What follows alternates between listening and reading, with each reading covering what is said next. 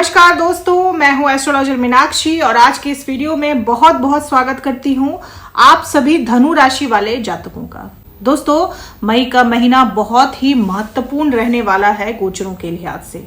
3 महत्वपूर्ण ग्रह गुरु बृहस्पति और राहु केतु, इनका गोचर होने जा रहा है। बृहस्पति अमूमन 1 वर्ष का समय लगाते हैं राशि परिवर्तन करने को, लेकिन इस बार 14 मई से बृहस्पति अतिचारी हो जाएंगे। जैसे ही 14 मई को रात 11:20 पर बृहस्पति देव राशि परिवर्तन करेंगे और वृषभ राशि से निकलकर मिथुन राशि में चले जाएंगे। यहां से बृहस्पति अतिचारी हो जाएंगे। अतिचारी यानी बृहस्पति की स्पीड बढ़ जाएगी, क्योंकि बृहस्पति 1 वर्ष का समय लगाते हैं राशि परिवर्तन करने में, लेकिन यहां से 8 वर्षों तक बृहस्पति की स्पीड इतनी बड़ी रहेगी कि वो बहुत जल्दी राशि परिवर्तन करेंगे। इसीलिए उन्हें अतिचारी कहा जा रहा है 8 वर्षों के लिए। बहुत ही महत्वपूर्ण है बृहस्पति की ये स्थिति। ये परिस्थिति बृहस्पति की 500 वर्षों के बाद आई है दोस्तों। इससे पहले 500 वर्ष पूर्व बृहस्पति अतिचारी हुए थे। साथ ही साथ राहु केतु का भी गोचर होने जा रहा है। राहु केतु 18 मई को गोचर करेंगे। 1.5 वर्षों के बाद राहु का गोचर होने जा रहा है। राहु प्रवेश करेंगे कुंभ राशि में और केतु प्रवेश करेंगे सिंह राशि में। राहु आपके 3रे भाव में चले जाएंगे और केतु आपके 9वें भाव में प्रवेश कर जाएंगे। इन तीनों ही गोचरों से आपके जीवन में बहुत बड़े बड़े बदलाव आने वाले हैं। पिछले साल मई के महीने में ही बृहस्पति देव ने गोचर किया था और बृहस्पति आपके 6ठे भाव में चले गए थे।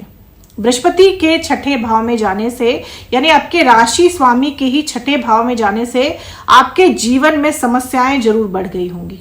आपको हेल्थ से रिलेटेड प्रॉब्लम हो रही होंगी, आपकी नौकरी में समस्या आ रही होगी, हो सकता है कि आपका तबादला भी हो गया होगा किसी ऐसी जगह पर जहां आप नहीं जाना चाहते। तो इस तरह की समस्याएं आपको देखनी पड़ी होंगी। लेकिन जैसे ही 14 मई को बृहस्पति आपके केंद्र भाव में यानी कि 7वें भाव में प्रवेश करेंगे, आप देखेंगे कि ये सभी समस्याएं अपने आप धीरे धीरे समाप्त हो गई, क्योंकि आपके पहले ही भाव के स्वामी हैं बृहस्पति देव, और जब पहले भाव के स्वामी 6ठे भाव में त्रिक भाव में चले गए हों तो जीवन में समस्याएं आना एक लाजमी सी बात है। और जैसे ही बृहस्पति 7वें भाव में आएंगे, आपका सम्मान बढ़ेगा, आपकी प्रतिष्ठा बढ़ेगी समाज में।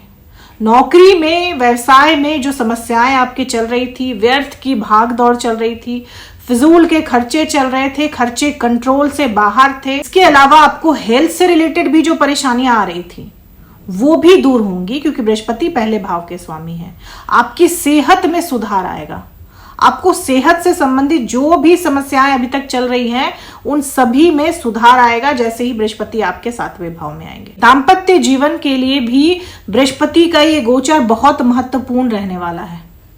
जैसे ही बृहस्पति आपके 7वें भाव में आएंगे, आपके दाम्पत्य जीवन में जो भी समस्याएं चल रही हैं उसको दूर करेंगे। ऐसे लोग जो बहुत लंबे समय से विवाह तय होने का इंतजार कर रहे थे, विवाह तय होने की पूरी संभावना है, क्योंकि बृहस्पति आपके 7वें भाव में आ रहे हैं। तो विवाह आपका तय हो सकता है, विवाह हो सकता है, आपकी भाग्य उन्नति हो सकती है विवाह के बाद। बृहस्पति 7वें भाव में बैठेंगे तो आपके पहले भाव पर दृष्टि डालेंगे, आपकी पर्सनालिटी में निखार आएगा, आप में आत्मविश्वास बढ़ेगा, सेल्फ कॉन्फिडेंस अब आपका बढ़ जाएगा और आपका जो कॉन्फिडेंस लेवल है वो बहुत हाई रहेगा। लोग आपकी तरफ अब आकर्षित होंगे, आपकी तरफ अट्रैक्ट होंगे, क्योंकि बृहस्पति की दृष्टि पड़ रही है। बृहस्पति की दृष्टि में अमृत होता है दोस्तों। यहां बैठे बृहस्पति देव आपके 11वें भाव पर भी दृष्टि डालेंगे। 11वां भाव आपके लाभ का भाव होता है, तो आपके लाभ में बढ़ोतरी करेंगे। अगर आप इन्वेस्टमेंट करते हैं तो इन्वेस्टमेंट से फायदा हो सकता है, बिजनेस करते हैं तो बिजनेस में भी विस्तार होगा, क्योंकि बृहस्पति विस्तार लाते हैं। बृहस्पति जहां दृष्टि डालते हैं उस चीज में विस्तार लाते हैं। अब बात करें राहु केतु की। राहु आपके 3रे भाव में आ रहे हैं और केतु आपके 9वें भाव में आ रहे हैं। राहु 3रे भाव में आपके वाणी को प्रभावशाली बना देंगे, आप अपनी वाणी से, आप अपने बोलने की कला से एक साथ बहुत सारे लोगों को सम्मोहित कर सकेंगे। ऐसा गुण राहु देव आप में दे देंगे। अगर आप मीडिया लाइन से जुड़े हुए हैं या जुड़ना चाहते हैं, या फिर आप किसी ऐसे क्रिएटिव फील्ड से हैं जहां बोलने की कला का इस्तेमाल होता है, तो आपकी इस कला को निखार देंगे राहु देव। काल पुरुष की कुंडली में राहु तीसरे भाव में उच्च के माने जाते हैं, तो राहु की स्थिति बहुत मजबूत स्थिति रहेगी। यहां बैठे राहु आपके पराक्रम को बढ़ाएंगे, आपके आसपास का माहौल आपके अनुकूल बनाएंगे, क्योंकि तीसरा भाव जो होता है आपके आसपास के माहौल का होता है। तो इन चीजों को बेहतर करेंगे, एक्सपैंड करेंगे राहु।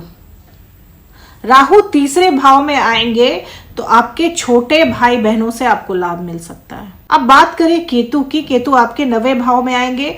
आप बहुत ज्यादा स्पिरिचुअल हो जाएंगे, क्योंकि केतु स्पिरिचुअलिटी की पराकाष्ठा है और 9वां भाव गुरु का भाव है, गुरु के भक्त हैं केतु। तो आप बहुत ज्यादा धर्म कर्म की तरफ झुक सकते हैं। आपका झुकाव जो है वो धर्म कर्म की तरफ बहुत ज्यादा हो सकता है, इसकी पूरी संभावना है। हालांकि 9वें भाव में केतु आपको थोड़ा सा रूखा स्वभाव दे सकते हैं। आप लोगों से कट सकते हैं, दुनियादारी से कट सकते हैं। अब आपकी जो सोच होगी वो इतनी आध्यात्मिक हो जाएगी कि शायद आप दुनियादारी में उतना इंटरेस्ट ही ना लें। आपको ऐसा लगने लगेगा कि इन भौतिक चीजों में, सांसारिक चीजों में, दुनियादारी में कुछ नहीं रखा हुआ, क्योंकि केतु डिटैचमेंट देते हैं। तो आप डिटैच हो सकते हैं दुनियादारी से, इसकी भी संभावना है। तो केतु यहां पर बैठकर आपको दुनियादारी से डिटैच कर सकते हैं। ये एक नेगेटिव रिजल्ट केतु यहां पर दे सकते हैं। आप थोड़े से कटे कटे रह सकते हैं लोगों से, थोड़ा सा आप अलग थलग रह सकते हैं भीड़ से, इसकी संभावना है। सूर्य और बुध की युति रहेगी 15 मई तक आपके 5वें भाव में, यानी कि बुधादित्य योग बन रहा है आपके 5वें भाव में, जो कि 15 मई तक बना रहेगा जब तक सूर्य यहां पर है। जैसे ही सूर्य 15 मई को यहां से निकलकर आपके 6ठे भाव में प्रवेश करेंगे, ये बुधादित्य योग खत्म हो जाएगा। लेकिन 15 मई तक विद्यार्थियों को कोई बहुत अच्छी खबर मिल सकती है।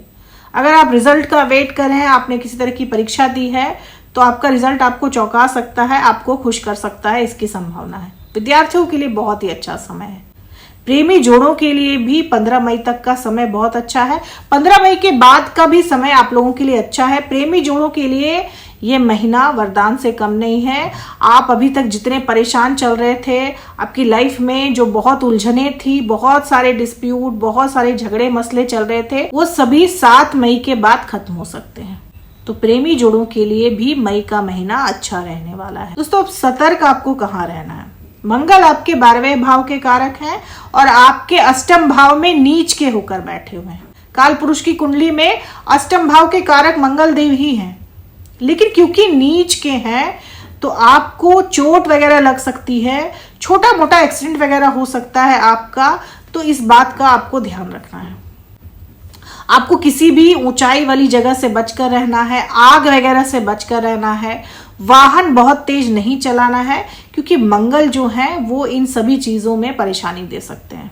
आपको इन सभी चीजों से सतर्क रहने की जरूरत है जब तक मंगल नीच के होकर बैठे हुए हैं आपके अष्टम भाव में।